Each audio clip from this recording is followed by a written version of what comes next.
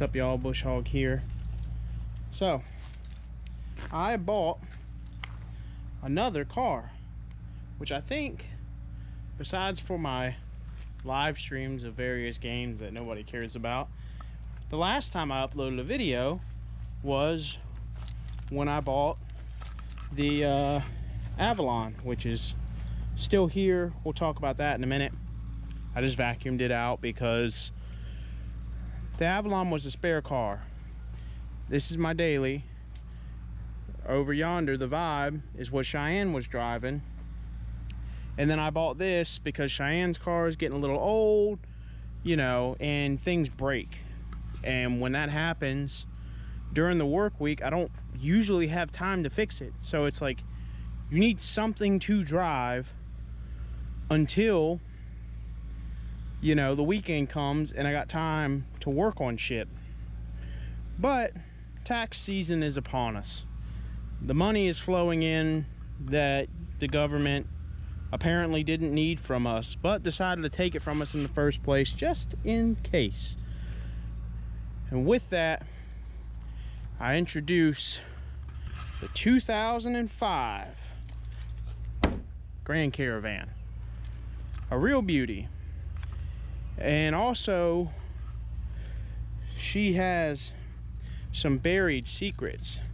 Now I want to go over this with you, so that way you can, because a lot of people, including me, you know, they get impatient during tax season, which I, you know, is okay, because I'm kind of that way too. You know, the way I look at things is that, you know, if I have money for something, damn, who's been, oh, that's mud. If I have money for something, I want it now. You know, I don't want to wait.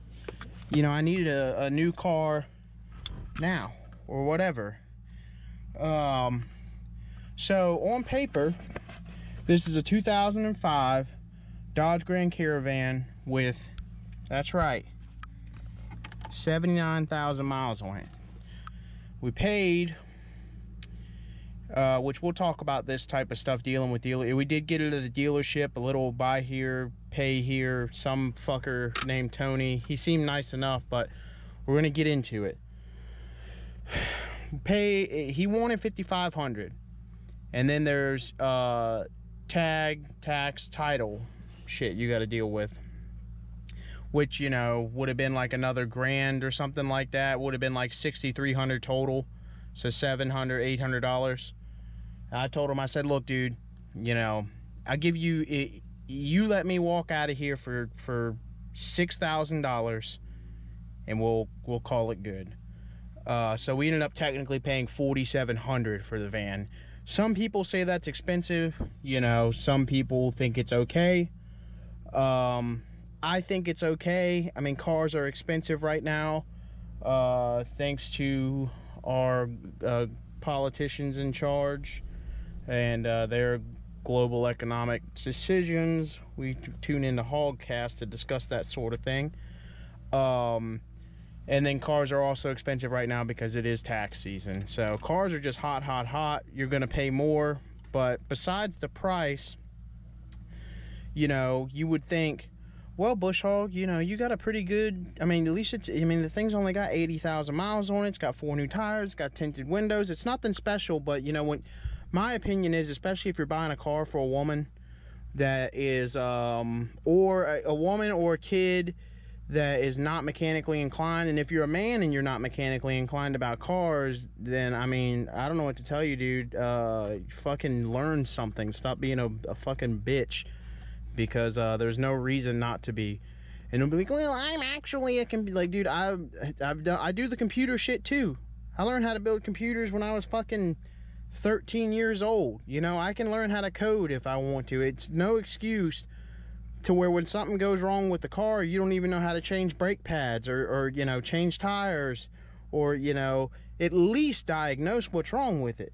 That's the main thing, is at least know, you know, when that check engine light comes on, like, oh, okay, let me drive over to AutoZone real quick. Oh, okay, it's just a O2 sensor. Okay, yeah, that'll be all right. Or I can, you know, buy one real quick and look up on YouTube, you know, and just replace it myself. I don't have to spend $200 for some dipshit mechanic to do it. Shout out to all the mechanics. you know, you need to learn that stuff. But if you are buying it for a woman or for a young kid that doesn't know anything, simpler, in my opinion, is better. There's no fancy fucking gadgets in this thing. It's simple. There's no doodads, and that's a good thing, because the less doodads, the less things that can go wrong. But what I did want to show you is, let's take a look under the hood for some things that you know, now these Caravans are known, both the 4-cylinder and the 6-cylinder engines are known to be very good, very dependable, which this one does have the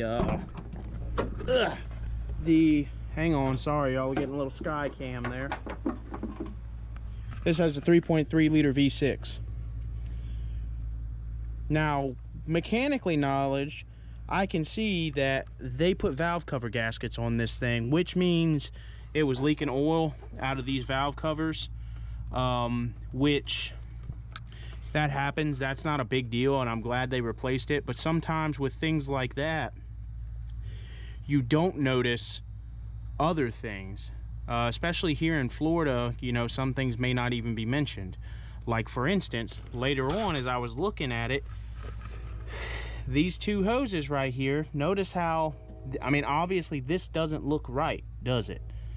And these are just looped together. Why? Anybody that's inclined is already like, oh dude, they looped the heater core off. Apparently the heater core, which is up there kind of underneath the steering wheel in the dash, must have had a leak at some point, and instead of going through the trouble to fix it, you know, they just looped it off. That way it doesn't leak all the coolant out. So now this thing has no heat.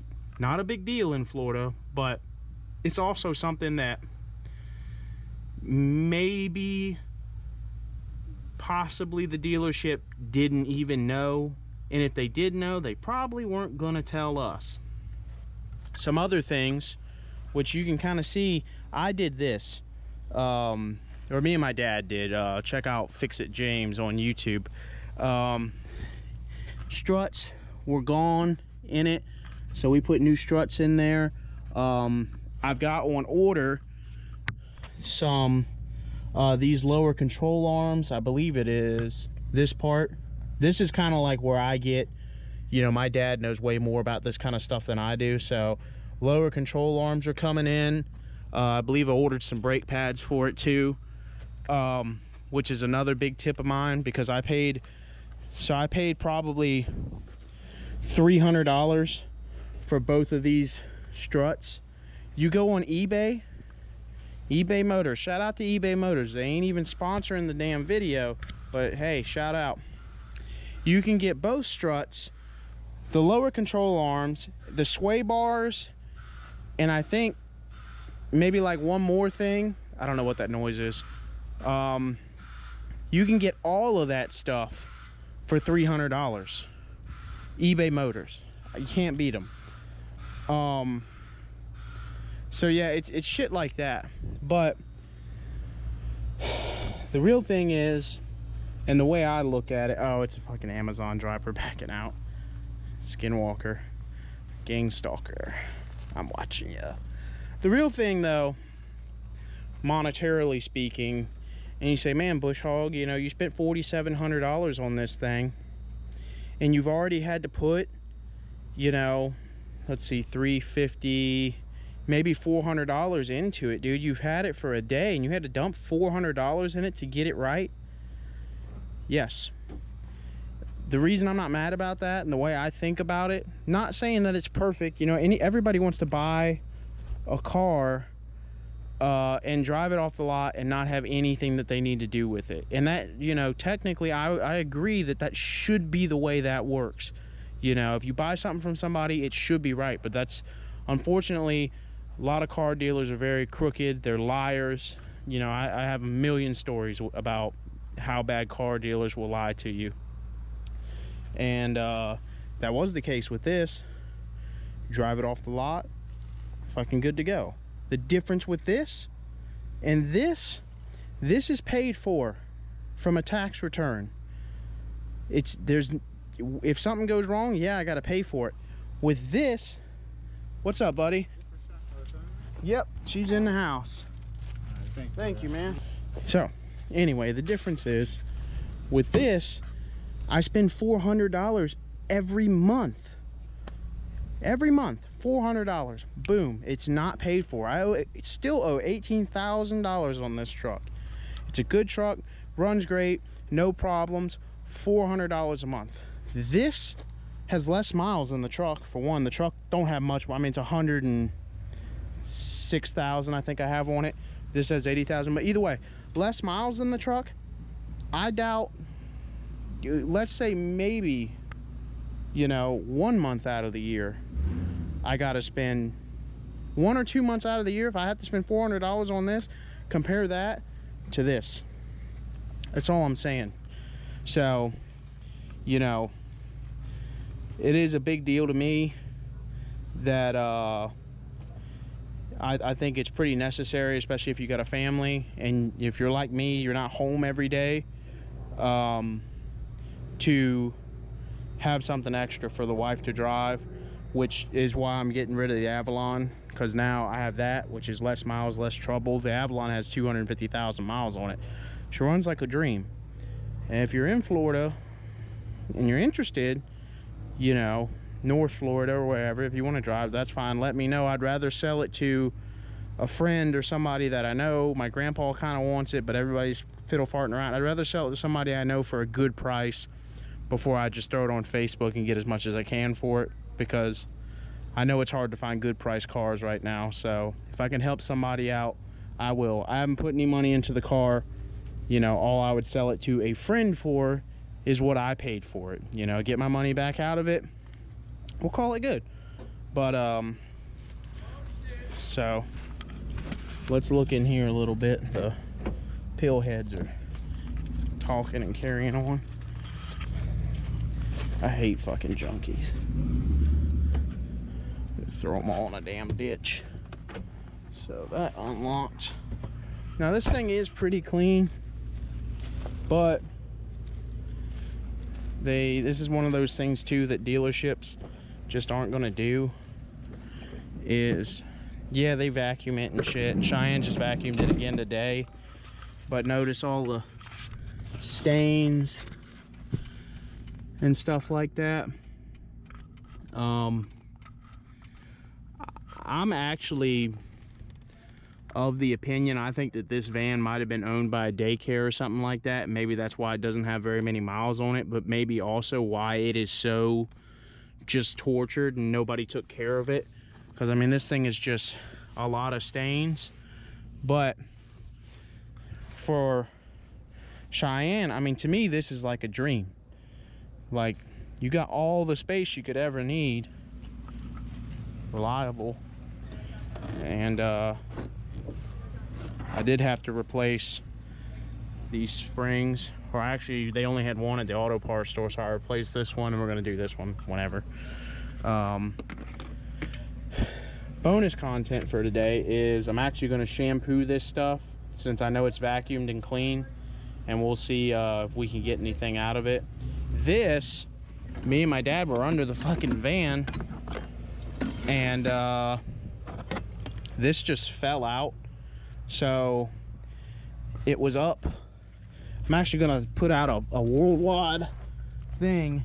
It was up kind of under here somewhere. So if anybody knows what this piece, it is hollow and it's got kind of a male and a female end to it. If anybody knows what this might have went to, let me know.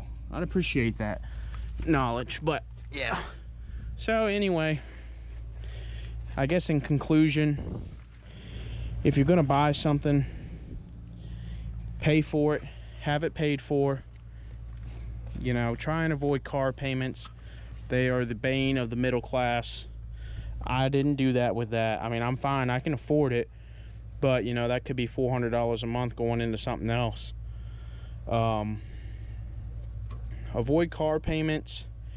Carefully look things over.